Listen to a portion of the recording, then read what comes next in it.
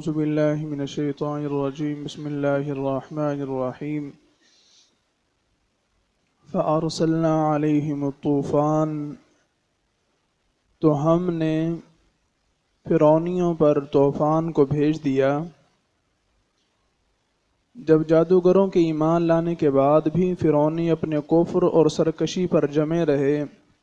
تو ان پر آیات الہیہ لگاتار وارد ہونے لگیں، اللہ کی نشانیاں وارد ہونے لگیں، کیونکہ حضرت موسیٰ علیہ السلام نے دعا کی تھی کہ یا رب،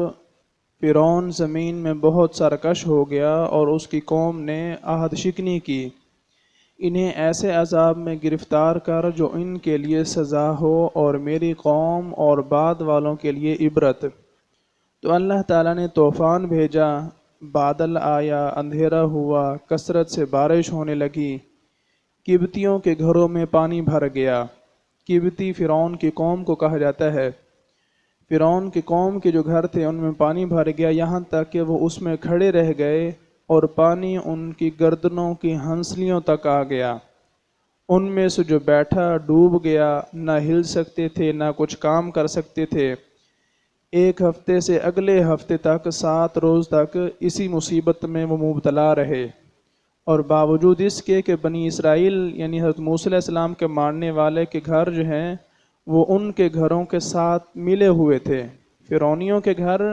اور موسیٰ علیہ السلام کے ماننے والوں کے گھر جو ہیں وہ ملے ہوئے ہیں، لیکن حالت کیا ہے کہ جو حضرت موسیٰ علیہ السلام کے ماننے والے ہیں ان کے گھروں میں پانی آیا ہی نہیں ہے۔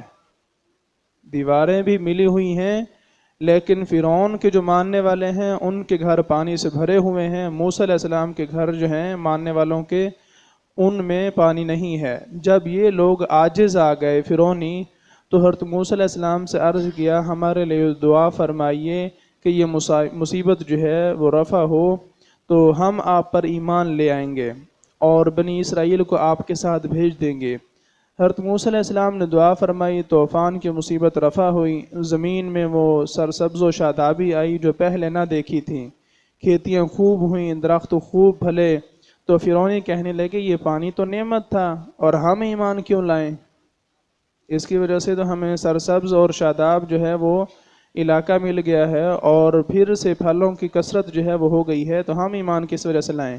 1 مہینہ تو عافیت سے گزرا، پھر اللہ تعالیٰ نے ٹڈی بھیج دی۔ وہ کھیتیاں اور پھل اور درختوں کے پتے، مکانوں کے دروازے، چھتیں، تختے، سامان، حتیٰ کہ لوہے کی کیلیں تک جو ہیں وہ کھا گئیں اور قبطیوں کے گھروں میں بھر گئیں، اور بنی اسرائیل کے ہاں وہ بالکل نہ گئیں۔ اب قبطیوں نے پریشان ہو کر پھر حضرت موسیٰ علیہ السلام سے دعا کی اور درخواست کی کہ ہم ایمان لے آئیں گے، آپ ہمارے لیے دعا کیجئے۔ ایمان کا وعدہ کیا، اس پر عہد و پیمان کیا۔ 7 دن تک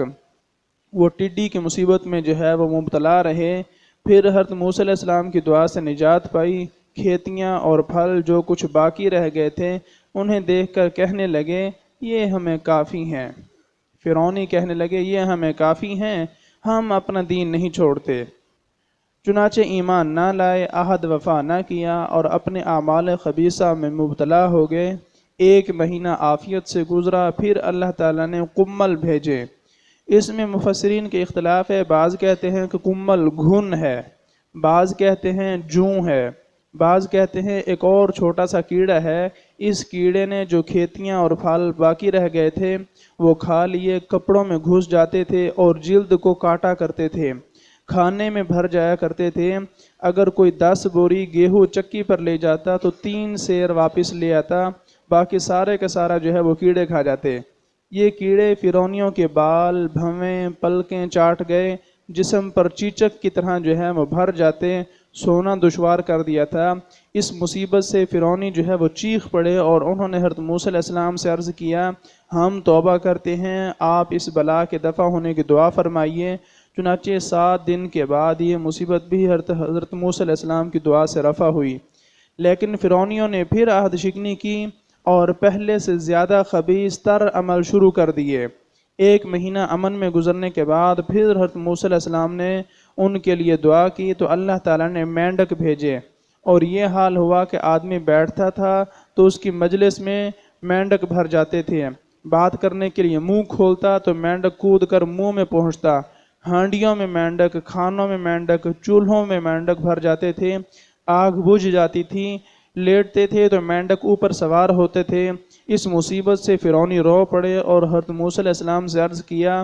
کہ اب کی بار ہم پکی توبہ کرتے ہیں۔ حضرت موسیٰ علیہ السلام نے ان سے عہد اور پیمان لے کر دعا کی۔ 7 دن کے بعد یہ مصیبت بھی دفع ہوئی۔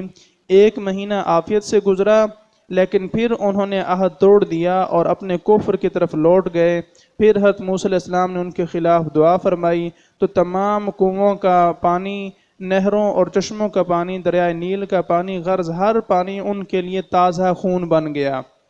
انہوں نے فرعون سے اس کی شکایت کی تو کہنے لگا کہ حضرت موسیٰ علیہ السلام نے جادو سے تمہاری نظر بندی کی ہے۔ انہوں نے کہا کیسی نظر بندی؟ ہمارے برتنوں میں جو ہے خون کے سوا پانی کا نام و نشان ہی نہیں ہے۔ فرعون نے حکم دیا قبطی بنی اسرائیل کے ساتھ ایک ہی برتن سے پانی پی لیں، کہ جس سے جو ہے وہ بنی اسرائیل پانی پیتے ہیں اسی سے قبطی بھی پانی پینا شروع کر دیں۔ تو جب بنی اسرائیل نکالتے تو پانی نکلتا، قبطی نکالتے تو اسی برتن سے خون نکلتا، یہاں تک کہ فرعونی عورتیں پیاس سے عاجز ہو کر بنی اسرائیل کی عورتوں کے پاس آئیں اور ان سے پانی مانگا تو وہ پانی ان کے برتن میں آتے ہی خون ہو گیا۔ تو فرعونی عورتیں کہنے لگیں تو پانی اپنے منہ میں لے کر میرے منہ میں کلی کر دے۔ جب تک وہ پانی اسرائیلی عورت کے منہ میں رہا پانی تھا، جیسے ہی فرعونی عورت کے منہ میں پہنچا وہ سارا خون ہو گیا۔ فرعون خود پیاس سے بے چین ہوا تو اس نے تار درختوں کی رطوبت چوسی اور وہ رطوبت منہ میں پہنچتے ہی خون ہو گئی۔ 7 دن تک خون کے سوا کوئی چیز پینے کو میسر نہ آئی۔ تو پھر حضرت موسیٰ علیہ السلام سے دعا کی درخواست کی اور ایمان لانے کا وعدہ کیا۔ حضرت موسیٰ علیہ السلام نے دعا فرمائی، یہ مصیبت بھی رفع ہوئی مگر ایمان وہ پھر بھی نہ لائے۔ ایسی ہٹ دھرم قوم کہ اتنے عذاب دیکھنے کے باوجود پھر بھی وہ ایمان لے کر نہ آئے۔ والجراد والقمل والضفادع والدم آیات مفصلات، اور ہم نے طوفان بھیجا اور ٹڈی اور گھن، کلنی یا جوئیں اور مینڈک اور خون، جدا جدا نشانیاں ہم نے بھیجی ان کے پاس، ایک کے بعد دوسری، اور ہر عذاب 1 ہفتہ قائم رہتا اور دوسرے عذاب سے 1 مہینہ کا فاصلہ ہوتا۔ فاستکبروا، لیکن اس کے باوجود پھر بھی ان بدبختوں نے تکبر کیا۔ تو انہوں نے تکبر کیا اور حضرت موسیٰ علیہ السلام پر وہ ایمان نہ لائے۔ وَكَانُوا قَوْمًا مُجْرِمِينَ، اور وہ تو مجرم قوم تھی، وہ تو مجرم قوم تھی، اور انہوں نے جو ہے وہ حضرت موسیٰ علیہ السلام پر ایمان لانا گوارا ہی نہ کیا۔ سارے عذاب آنکھوں کے سامنے دیکھنے کے باوجود پھر بھی وہ ایمان نہ لائے۔ وَلَمَّا وَاقَعَ عَلَيْهِمُ الرِّجْزُ قَالُوا يَا مُوسَى ادْعُ لَنَا رَبَّكَ بِمَا عَهِدَ عِندَكَ، اور جب ان پر عذاب پڑتا کہتے اے موسیٰ ہمارے لیے اپنے رب سے دعا کرو اس عہد کے سبب جو اس کا تمہارے پاس ہے، اللہ کے ساتھ جو تمہارا تعلق ہے نبوت کا، اس تعلق کے بنا پر، اس عہد کے بنا پر جو ہے وہ ہمارے لیے دعا کیجئے، اور تاکہ ہم اس پریشانی سے جو بچ جائیں کہ وہ آپ کی دعا کو قبول فرمائے گا اللہ رب العزت، لہٰذا ہمارے لیے دعا کیجئے۔ لَإِن كَشَفْتَ عَنَّا الرِّجْزَ لَنُؤْمِنَنَّ لَكَ وَلَنُرْسِلَنَّ مَعَكَ بَنِي إِسْرَائِيلَ، بے شک اگر تم ہم پر سے عذاب اٹھا دو گے تو ہم ضرور تم پر ایمان لے آئیں گے اور بنی اسرائیل کو تمہارے ساتھ بھیج دیں گے۔ فَلَمَّا كَشَفْنَا عَنْهُمُ الرِّجْزَ إِلَىٰ أَجَلٍ هُمْ بَالِغُوهُ إِذَا هُمْ يَنْكُثُونَ، تو پھر جب ہم ان سے عذاب اٹھا لیتے ایک مدت کے لیے جس تک انہیں پہنچنا ہے، جب ہی وہ پھر جاتے اور وہ فوراً جو ہے وہ اس سے پھر جاتے اور اپنے عہد و پیمان کو جو ہے وہ چھوڑ دیتے اور اس کے مطابق ایمان نہ لاتے۔ فَانْتَقَمْنَا مِنْهُمْ فَأَغْرَقْنَاهُمْ فِي الْيَمِّ بِأَنَّهُمْ كَذَّبُوا بِآيَاتِنَا وَكَانُوا عَنْهَا غَافِلِينَ، تو ہم نے ان سے بدلہ لیا تو انہیں دریا میں ڈبو دیا، انہیں دریا میں ڈبو دیا یعنی دریائے نیل میں، جب بار بار انہیں عذابوں سے نجات دی گئی اور وہ کسی عہد پر قائم نہ رہے اور ایمان نہ لائے اور کفر نہ چھوڑا تو وہ میعاد پوری ہونے کے بعد جو ان کے لیے مقرر فرمائی گئی تھی انہیں اللہ رب العزت نے غرق کر کے ہلاک کر دیا۔ بِأَنَّهُمْ كَذَّبُوا بِآيَاتِنَا، اس لیے کہ وہ ہماری آیات جھٹلاتے تھے، وَكَانُوا عَنْهَا غَافِلِينَ، اور اس سے بے خبر تھے، اور اصلاً تدبر اور التفات انجام پر غور اور توجہ ہی نہ کرتے تھے، اور بالکل غفلت کی زندگی جو ہے وہ گزار رہے تھے۔ وَأَوْرَثْنَا الْقَوْمَ الَّذِينَ كَانُوا يُسْتَضْعَفُونَ مَشَارِقَ الْأَرْضِ وَمَغَارِبَهَا الَّتِي بَارَكْنَا فِيهَا، اور ہم نے اس قوم کو یعنی بنی اسرائیل کو جو ہے کمزور سمجھی گئی تھی، کانو یستضعفون، جو زمین میں کمزور سمجھی گئی تھی، اس قوم کو ہم نے کیا کیا، اس زمین میں یعنی مصر اور شام میں ہم نے مشرق سے لے کر مغرب کا جو ہے وہ وارث بنا دیا، مشرق اور مغرب کا ہم نے وارث بنا دیا، جس میں ہم نے برکت رکھی ہے، التی بارکنا فیہا،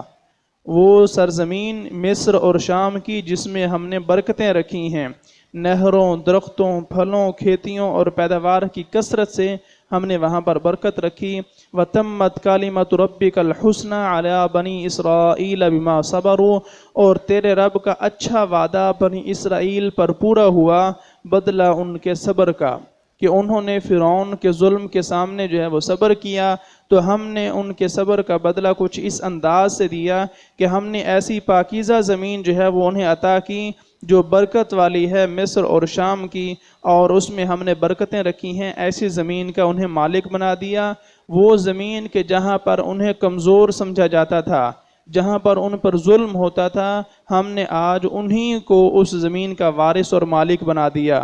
وَدَمَّرْنَا مَا كَانَ يَصْنَعُ فِرْعَوْنُ وَقَوْمُهُ وَمَا كَانُوا يَعْرِشُونَ، اور ہم نے برباد کر دیا ان تمام عمارتوں اور ایوانوں اور باغوں کو جو کچھ فرعون اور اس کی قوم بناتی،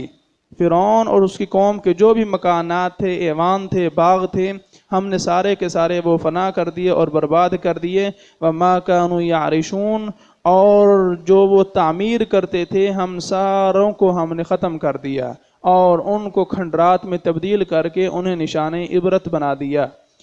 تو ان آیات میں اللہ رب العزت نے فرعونیوں پر جتنے بھی عذاب بھیجے، فرعونی پھر بھی ہٹ دھرم رہے اور اسلام کی طرف نہ آئے، حضرت موسیٰ علیہ السلام کے دین کو تسلیم نہ کیا اور قبول نہ کیا،